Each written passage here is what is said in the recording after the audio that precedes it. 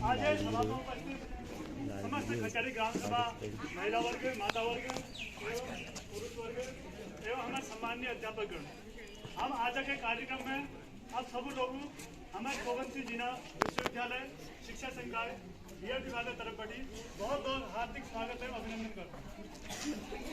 जबकि आज हमारे कार्यक्रम में विषय कि आजकल हम समाज में महिला और पुरुष जिन इन आधार पर बहुत प्रकार भेदभाव किया जा रहा या फिर बहुत प्रकार आए हमारे समाज में परंपरा से ताने बटन मान जाए कुछ चलिए आ रहा है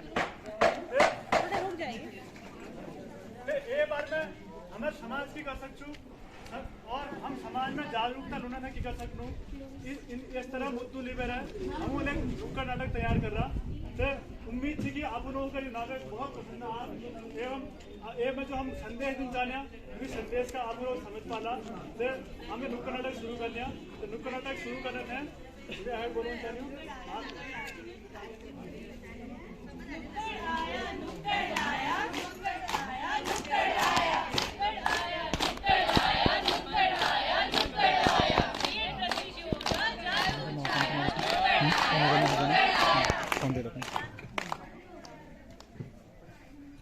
आप सभी को मेरा नमस्कार। आज हम बीएड के छात्र आप सबके समक्ष एक नुक्कड़ नाटक प्रस्तुत करने जा रहे हैं। इस नाटक का मुख्य उद्देश्य आप सभी को महिलाओं के मासिक धर्म तथा मासिक धर्म से जुड़ी स्वच्छता के विषय में जानकारी देना है तथा उससे जागरूक कराना है। इस नाटक में आप देखेंगे कि किस प्रकार हमारे ही देश के कुछ क्षेत्र ऐसे हैं जहाँ पर अभी भी मासिक धर्म के प्रति जागरूकता का स्तर बिल्कुल निम्न है। वही कुछ क्षेत्र ऐसे भी हैं जहाँ पर जागरूकता का स्तर बहुत अच्छा है और वो बहुत अच्छा भी कर रहे हैं। तो यहाँ पर अभी हम नुक्कड़ नाटक अपना शुरू करते हैं और पहले आप ये देखेंगे किस प्रकार उन क्षेत्रों में हालात हैं जहाँ पर इसके प्रति जागरूकता का स्तर बिल्कुल निम्न है।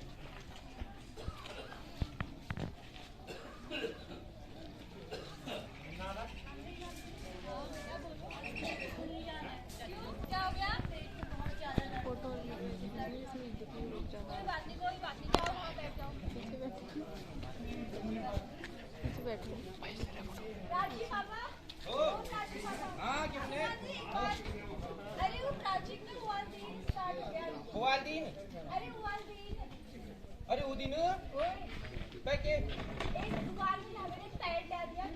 पैड किला कपड़े लगाओ ने कपड़े तू लेते लगा कपड़े किला नहीं लगून तू नहीं लगे लगाए वो क्यों नहीं नाम भोगेर तो हर बार लगले नहीं लगून नहीं के खड़ियाओ के दियो रुके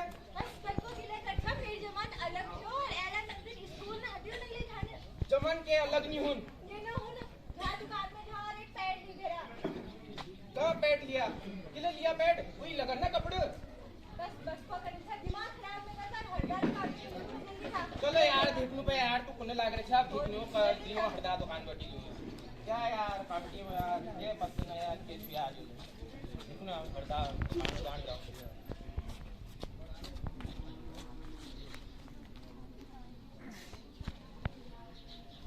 यार पत्ते ना यार हृदय की बात कह रहे। अरे दाजू नमस्कार नमस्कार नमस्कार ठीक ठीक है यार नमस्कार क्या तो तू टेंशन में किले दिखाई दिन छा अरे के बतू ये सब है सब घरे राम कहां बे क्या को भौजिल मारे आ गए अरे भौजिल के मार है ये सब है यार दाजू के बतू ये सब बताओ तो सही यार वो घरवाई को ने वो अच्छा दिन स्टार्ट हरी को ने अब जरा खो जान दुकान जान बैठी लियाओ को ने जरा वो चैन भे को ने के चैन में अरे यार वो सब है के बतू मिले बताओ कुल बार बताओ क्या तू धर्मान के रहता तो अब यार उससे को ने तू लियाओ कबीरा मैं दुकान जा मिले के पत अरे और उसे क्या बोलते हैं नैपकिन सेल्फी नैपकिन ठीक है पैड बोलते हैं अच्छा पैड आप दुकान में जाइए और सैनिटरी पैड लेके आइए अच्छा समझ गए चा मैं तो पे दाजू आप देखने पे अल्लाह ओ बजाओ हरदा दुकान में जो तुम तो नमस्कार हरदा नमस्कार दादी नमस्कार के हाल आ कच्चे आशा दुकान में बस जरा इसके आओ जरा काम छियो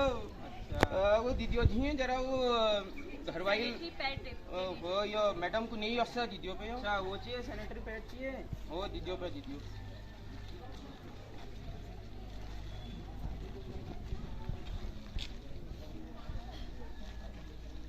जाग गया है 2 मिनट हो होय होय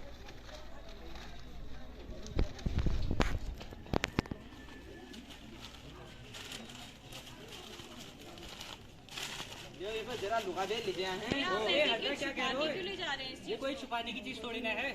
आप ये तो चल रहा है चार दुकान में आप ये बन्नू कपड़ा कपा होनी तो अरे जरूरत की चीज है ना। ये नॉर्मल सामान्य सी बात है और ये चीजें तो आप खुल के दे सकते हैं ना, लोगों को जागरूक कर सकते हैं। आप तो एक केमिस्ट हैं। इसके लिए तो अलग अलग टीवी में आजकल विज्ञापन भी प्रसारित होते हैं। अच्छा ले जाओ आया ले चालू कर ठीक सुबह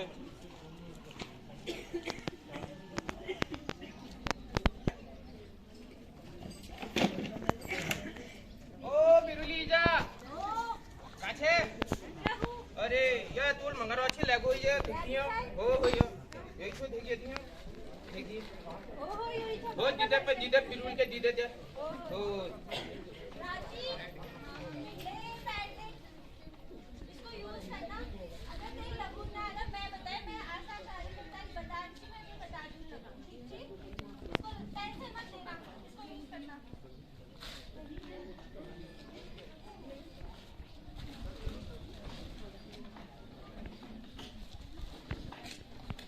अभी आपने देखा उन क्षेत्रों के हालात जहां पर इस विषय के प्रति जागरूकता का स्तर निम्न था। आइए अब उन इलाकों में चलते हैं जहां पर इस विषय पर अच्छी खासी जागरूकता है। हाँ बोलो। मैं सोच रही थी समीक्षा का 13वां बर्थडे आ रहा है और उसके अब मेंस्ट्रुअल साइकिल शुरू होने वाली है, तो हम उसको मासिक धर्म से रिलेटेड चीजें समझा देते हैं। चलो साथ में ही चलते हैं। समीक्षा बेटा इधर आना। हाँ पापा, हम सोच रहे थे कि तुम्हारा 13th बर्थडे आ रहा है बेटा, तो हम तुम्हें उस बारे में कुछ चीजें बताना चाहते हैं क्योंकि अब तुम बड़ी हो रही हो, तुम्हें इन चीजों से जानना बहुत जरूरी है। अरे मम्मी, आप मुझे मेंस्ट्रुअल साइकिल के बारे में बताने आए हो? मुझे पता है, हमारे स्कूल में मेंस्ट्रुअल अवेयरनेस कैंप लगा था जिसमें मैं बताया था कि मेंस्ट्रुएशन एक प्राकृतिक प्रक्रिया है, इसमें कोई भी झिझक की बात नहीं है और हमें अपनी पर्सनल हाइजीन के लिए सैनिटरी नैपकिन का यूज करना चाहिए। मुझे पता है। वेरी गुड बेटा, चलो हमारी टेंशन खत्म हुई, तुम्हें पहले से ये सब चीजें पता है। बहुत बढ़िया बेटा। चलो हम एक काम करते हैं, तुम्हारे बर्थडे के लिए कुछ चीजें खरीद लेते हैं और तुम्हारे साथ में सैनिटरी पैड भी खरीद लेंगे। ओके मम्मी, चलो।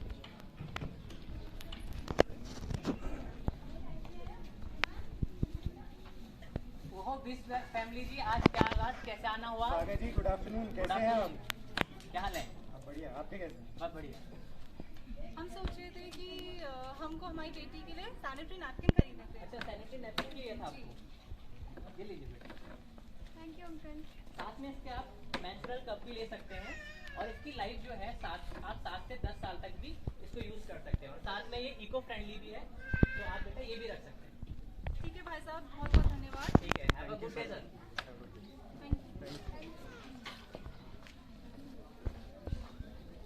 तो इस नाटक में आपने यह देखा कि मासिक धर्म तथा मासिक धर्म से जुड़ी स्वच्छता कितनी महत्वपूर्ण है और इसके प्रति जागरूक होना भी बहुत महत्वपूर्ण है। तो आइए हम सब मिलकर एक प्रण लेते हैं कि हम खुद तो जागरूक होंगे ही, साथ ही अपने आसपास के क्षेत्रों में न ही सिर्फ महिलाओं को बल्कि पुरुषों तथा बच्चों को भी इसके बारे में जागरूक करेंगे। धन्यवाद।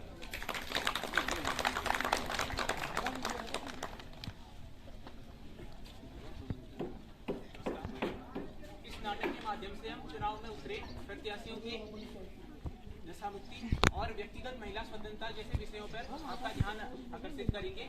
सर्वप्रथम अभी हमारा जो नाटक का मंचन होगा, इसमें हमारे पास 2 प्रत्याशी होंगे जो कि प्रधान के लिए उठ रहे हैं। इसमें से पहला है हरदा। ये हरदा जो है अब ये चुनाव के लिए उठ तो रहे हैं, लेकिन ये किसके बल पर जीतना चाहते हैं? ये अपने काम के बल पर नहीं जीतना चाहते, ये पैसे और शराब के दम पर जीतना चाहते हैं। वहीं दूसरी ओर जो हमारी महिला प्रत्याशी हैं वो नम्रता होगी। नम्रता जो है वो अपने काम, अपनी शिक्षा और जो विकास के दम पे आपके समक्ष इन मुद्दों को रखेंगी और इन्हीं के दम पर वो चुनाव को लड़ेंगी। तो हमारे नाटक का मंचन कुछ इस प्रकार शुरू होता है।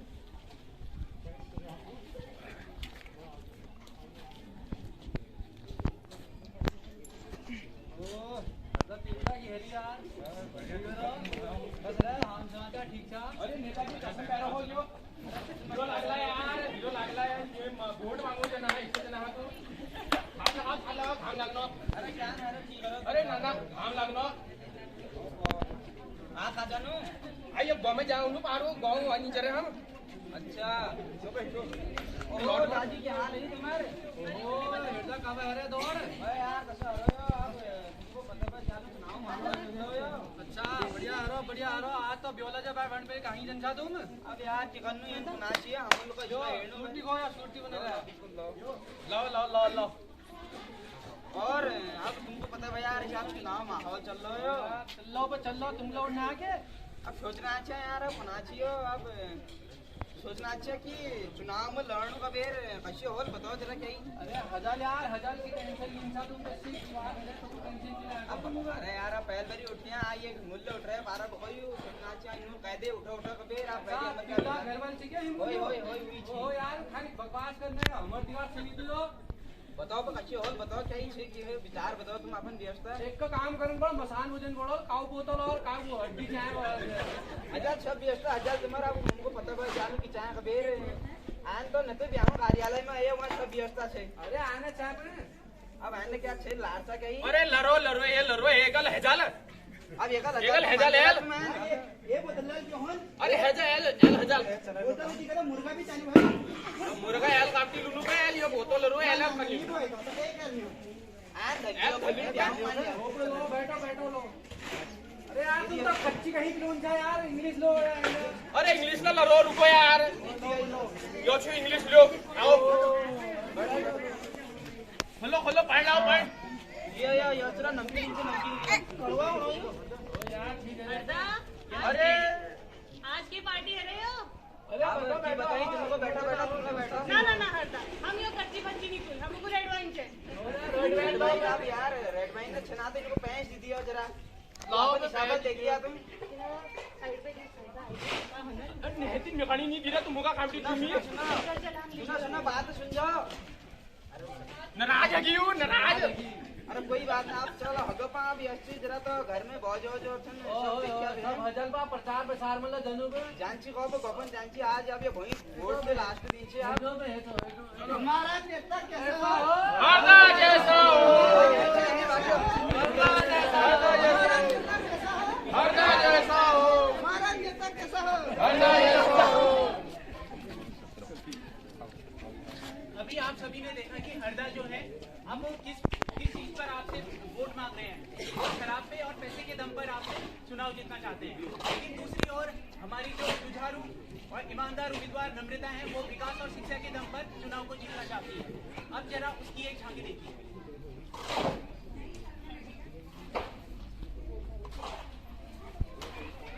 नमस्कार मैं आपके क्षेत्र से इस बार की चुनाव प्रत्याशी हूँ, तो मैं चाहती हूँ कि आप मेरा साथ दें।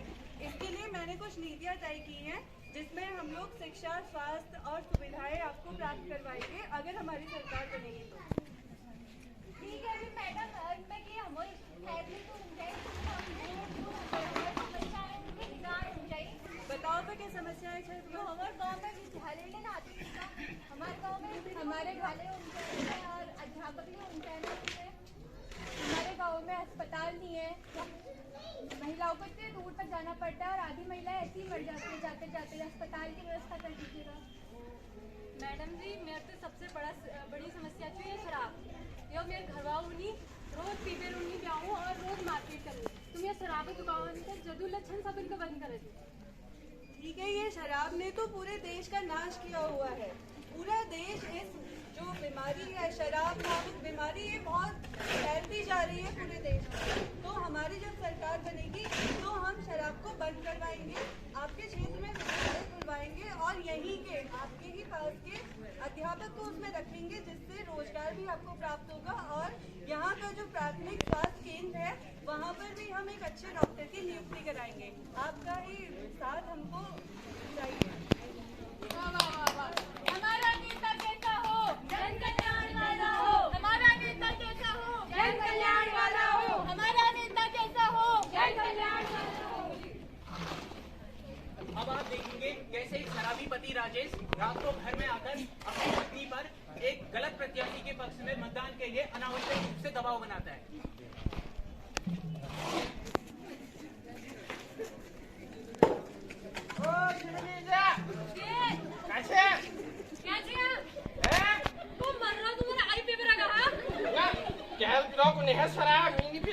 बेशरम कथा घर उठो क्या खोल लो क्या खोल ये खोल कलूर पिलाया तुम उनके। और इलेक्शन में उठ रहा है वो बैठे थे हम वहाँ, वो उसके साथ बैठे थे, उन्होंने हो गया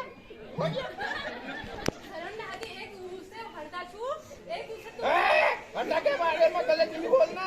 बहुत अच्छा आदमी है वो बहुत अच्छा आदमी है। एक तुम उससे था, एक उससे जो अच्छा आदमी हो। इस बार इलेक्शन में उठ रहा है, वोट उसी को देना है हमारा। वोट हला देखना कैसे नहीं दे लेते बताओ वोट वो तेरा काटी क्यों लगा रहा है वो तेरा कपाव खोजी ना करनी चाहिए। वोट नहीं कहला हरदा का वोट दे ली, हरदा का वोट दे ली नहीं दूं कैसे नहीं दे ली मैं क्यों नहीं नाम के वोट किले नहीं दे ली खार लगा मिल जी के नहीं पकड़ो जा बेटी शराब पी में रह रहे थे मैं खाली ना खाया ये खानी चाहिए यार हट चाहिए।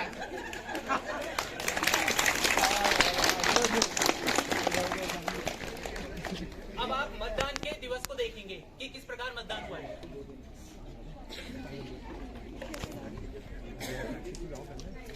अरे आप तो हरदा को वोट देंगे।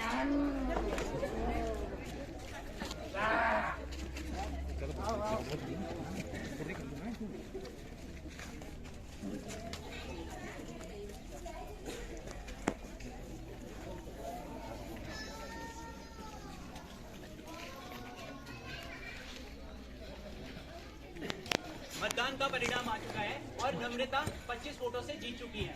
अब नम्रता इस गांव की नई प्रधान है जो कि शिक्षा और विकास के दम पर जीती है।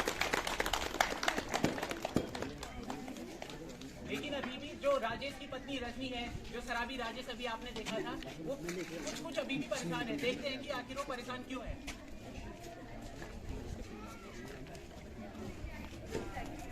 अरे यार जीवन में खाली आप शराब दे भी वोट तुम काचो में घर वो केला वो पा हीरो जगह तुम पिया या नार ची वो बेच अरे वो हीरो यार जो बेली हूं दिखा पैक पिंची यार कच्ची पिंची बेली यार तू दिबो तो लिखो इनको नहीं पिया वोट नहीं दी मैं जाने जाने के प्यार खा मैं की जानी कापड़ी नहीं जा जैसे जा मैं हाथ दो अरे हम जागो हिरदू आगो आगो ना चले यहां अरे बात के बोतल लेके जा कहां से वो बोतल नहीं है कोई बोतल नहीं ले जाऊं वो बोतल नहीं देखो अरे बेच खागो यार तो ओए मेरे को बोतल नहीं दे मेरे को बोतल नहीं दे और सब पूछो ये ना हाल के हरिया लाभ अरे जाके नहीं तो कहीं पे मार खाबे रहा रो मैं नहीं जानी मैं अल्लाह खाने में जो लाभ तू जा जान से जाओ तुम ये स्टैंड बैग में आने जाने किसी को मैं वोट हार गया अरे आगा ये यार मेरे को वोट नहीं दिया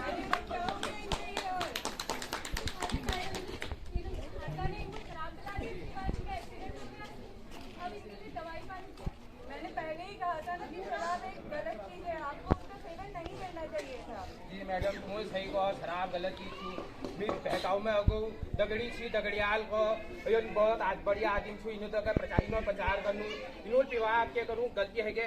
और आप सभी लोगों से भी हम यही कहना चाहते हैं कि इस एक छोटे से नुक्कड़ नाटक के माध्यम से कि जो शराब है उसके द्वारा जो समाज में महिलाएं हैं और उनके साथ जो अत्याचार होते हैं और इससे परिवार जो है छिन्न भिन्न भी हो जाता है। तो आप सभी लोगों से निवेदन है जितने भी यहाँ पर उपस्थित हैं कि ये जो नशा है इसको आप लोग अपने स्तर पर जितना हो सके इसका विरोध करें। यही हमारा इस नाटक के माध्यम से संदेश है।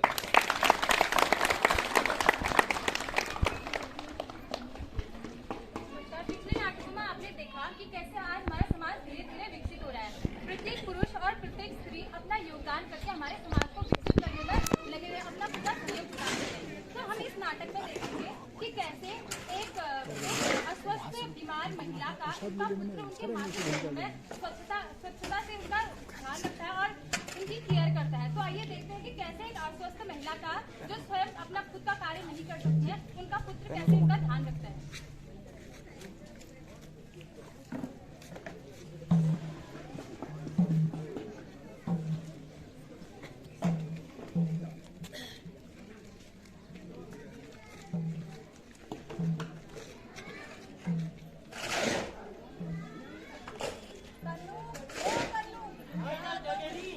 बेटा वो अलमारी में मेरा कपड़ा रखा है, किसको ले आ? नहीं नहाने के लिए नहीं, वो अलमारी में वो कोने में रखा है, मोड़ के रखा है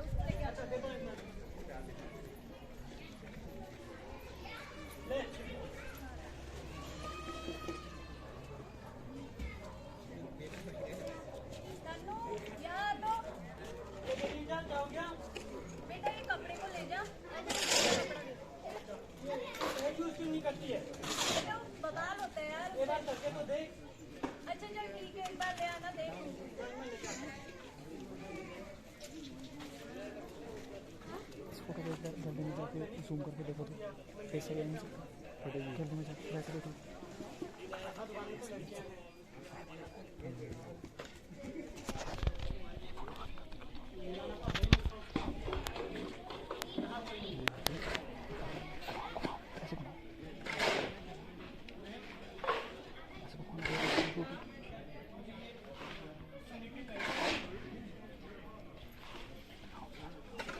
चलो साइड पर जूम करो फिर से।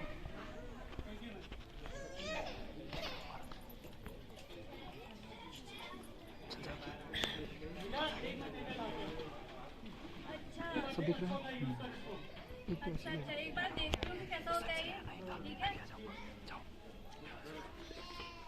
तो आपने देखा कि आज भी एक महिला अपनी मासिक धर्म में कपड़े का प्रयोग कर रही है, पर पुरुष इतने जागरूक हैं कि उनको पता है कि मासिक धर्म में कैसे स्वच्छता अपनाई जा सकती है। तो कन्नू ने अपनी माँ के लिए एक नया कदम उठाया। अब देखते हैं कि कन्नू अपनी माँ के लिए और क्या करता है, और यहाँ पर कुछ नई प्रस्तुति। कन्नू बेटा इधर आना। बेटा इसको ये कूड़े में फेंक देना। काश आज मेरी एक लड़की होती तो ये सारे काम आज मेरी लड़की कर देती।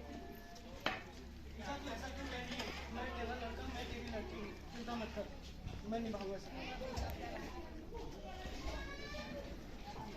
ये जैसा कि आप लोगों ने देखा, जहाँ पर कोई भी घर में एक माँ है जिसकी कोई लड़की नहीं है, लड़के हैं, कैसे एक लड़का लड़की का रोल निभा रहा था। मेरा मानना है समाज जैसे ही क्या कहते हैं लड़की को लोग सिखाते हैं कि क्या कहते हैं बाहर जाओ, लड़कों से काम सिखाते हैं, लेकिन हम लड़कों से ये नहीं कहते कि बेटा तू घर सिखा ले, बेटा तू ये कर ले।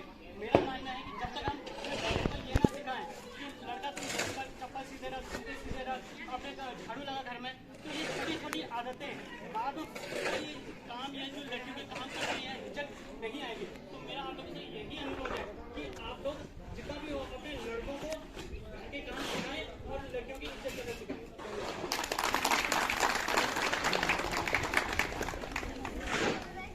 आज का हमारा क्लास प्रोग्राम जो है वो है स्वच्छता के ऊपर। हम देखते हैं कि हमारे आसपास कितनी सारी गंदगी होती है। तो स्वच्छता जो है वो किसी एक लिंग की जिम्मेदारी नहीं है, स्वच्छता संपूर्ण समाज की जिम्मेदारी है। वो बड़ा हो, छोटा हो, महिला हो, पुरुष हो, स्वच्छता जब एक इंसान एक जगह से शुरू करेगा और सब उसके साथ देंगे तब जाके हमारा शहर साफ।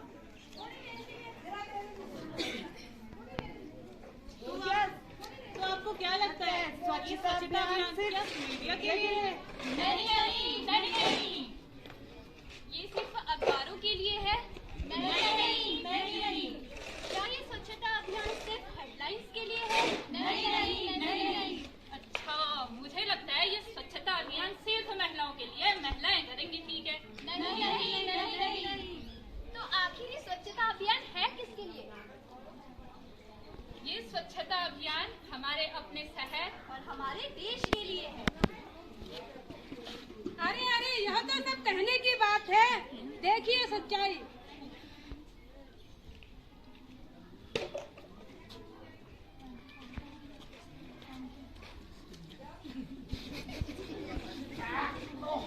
ये देखा पान का कमाल कर दी ना दीवार लाल। तो देखा आप लोग, जहाँ पे लिखा हुआ है कि यहाँ थूकना मना है, वहाँ पे भी अनपढ़ ऐसे लोग जिनको दिख तो रहा है कि ऐसी जगह पे जहाँ पे थूकना नहीं चाहिए वहाँ पे भी थूक के जा रहे हैं। क्या ये स्वच्छता है? क्या आपको लगता है कि पढ़े लिखे लोग गंदगी नहीं करते हैं? कभी देखा है अपने शहरों का हाल?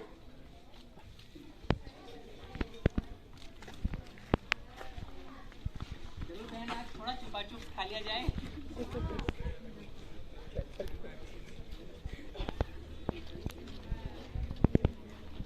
अरे भाई साहब, ये शहर में गंदगी क्यों कर रहे हो? आपने यहाँ फेंक दिया, तो उठाइए। बहन, घर के सारे काम तो तू ही करती है, तू ही उठा ले। मैं क्यों उठाऊं? तुमने फेंका है, तुम उठाओ। अरे तू ही उठा ले बहन। भाई साहब, ऐसा कुछ नहीं होता। सिर्फ लड़कियों का ही काम सफाई करने का नहीं होता है। अभी आपने कूड़ा किया तो ये आपकी जिम्मेदारी थी कि आप इसे साफ करें।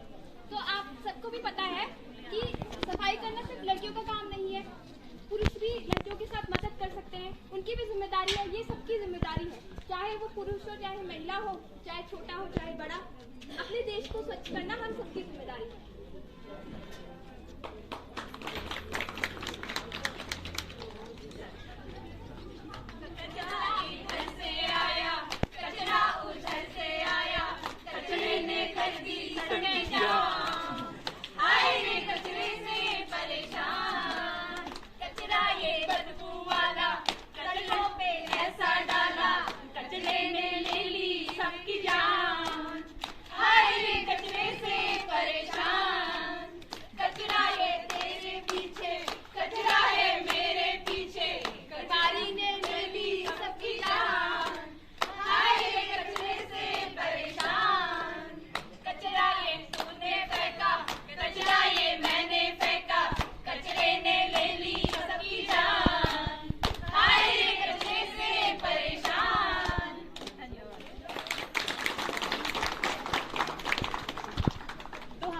आज की जो 4 एक्ट थे, इसके माध्यम से हम आपको यही समझाना चाहते थे कि कैसे पहले और आज के ज़माने में जेंडर के साथ साथ हमारे समाज का भी डेवलपमेंट हुआ है। जैसे पहले हम लोग सोचते थे कि सिर्फ लड़कियां ही सारा काम करेंगी, लेकिन आज हम कहीं कहीं पे देखते हैं कि लड़के भी घर का काम कर रहे हैं, लड़के भी उतना ही हाथ बटा रहे हैं अपने घर वालों का जितने की लड़कियां। तो ये जेंडर के साथ साथ हमारे समाज में एक डेवलपमेंट भी है, जिसकी जो हमारी आज की थीम थी। तो हम यही आशा करते हैं कि आपको हमारी ये 4 एक्ट समझ में आए होंगे और बहुत पसंद आए होंगे। हम आपका बहुत बहुत आभार प्रकट करते हैं कि आप लोग हमारे बीच में आए और आपने अपना कीमती समय हमको दिया। बहुत बहुत धन्यवाद।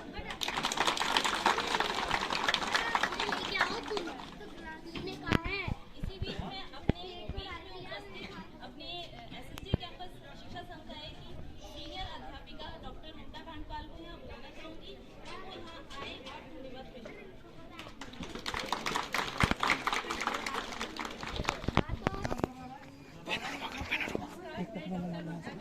आप सभी का यहाँ पर हार्दिक स्वागत करती हूँ और अभिनंदन करती हूँ। इस कार्यक्रम के संचालन में हमारी आंगनबाड़ी कार्यकर्त्री लक्ष्मी रौतेला जी और सहायिका तारा आर्या जी का मैं धन्यवाद अदा करती हूँ, जिन्होंने हमें बताया कि हमने यहाँ पर आप सभी लोगों को एकत्रित किया है, तो उनने हमें सपोर्ट किया कि यहाँ पर आप लोग अपना प्रोग्राम कर सकते हैं।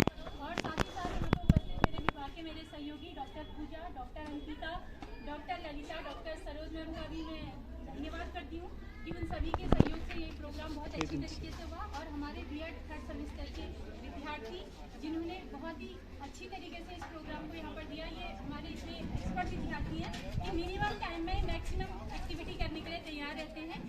तो मैं आप सभी यहाँ पर जितने भी गणमान्य प्रबुद्धजन यहाँ पर उपलब्ध हैं, यहाँ पर बैठे हैं, आप सभी का तहे दिल से हार्दिक स्वागत करती हूँ और धन्यवाद अदा करती हूँ कि आप लोगों ने अपने बहुमूल्य समय में से समय हमें देकर हमारे विद्यार्थियों का उत्साहवर्धन किया। और साथ ही साथ ये हमारा सामुदायिक कार्यशाला के तहत एक्टिविटी है, लेकिन एक्टिविटी के तहत हम लोग सोशल अवेयरनेस लाना चाहते हैं, क्योंकि आज भी हमारा जो मुख्य टॉपिक था वो था शिक्षा और लिंग।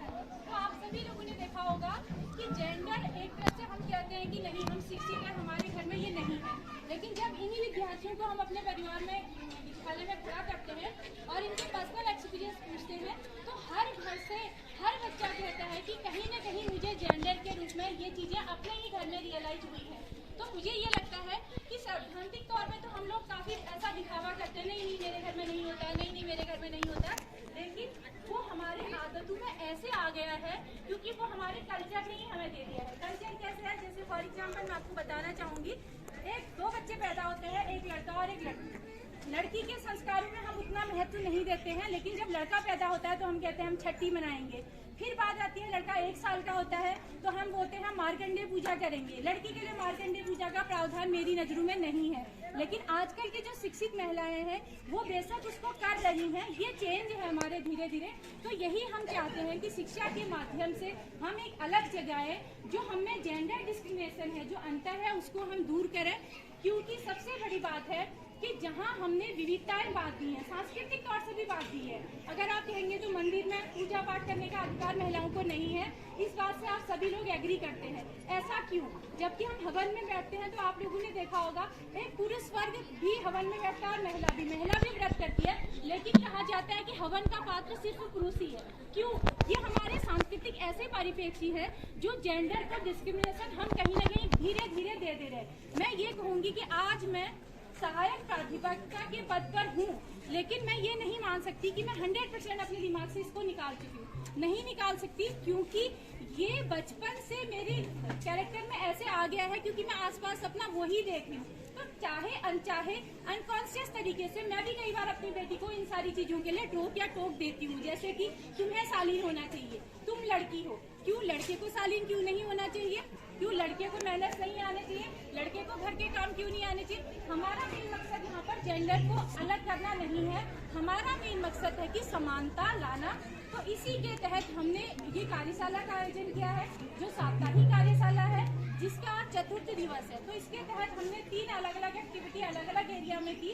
तो हमारे महाविद्यालय के द्वारा एक छोटी सी कोशिश है कि हम समुदाय के बीच में जो जेंडर डिस्क्रिमिनेशन हो रहा है, चाहे उसके पीछे कुछ भी कारण हो, उन कारणों को समाप्त करना, ताकि हमारी आने वाली जो पीढ़ी है वो ये ना कहे कि लड़का और लड़की, वो कहे ये क्या होता है मम्मी, ये लड़का लड़की आप जो कह रहे हो ये क्या है, दादी ये क्या है, वो इसको ना जाने।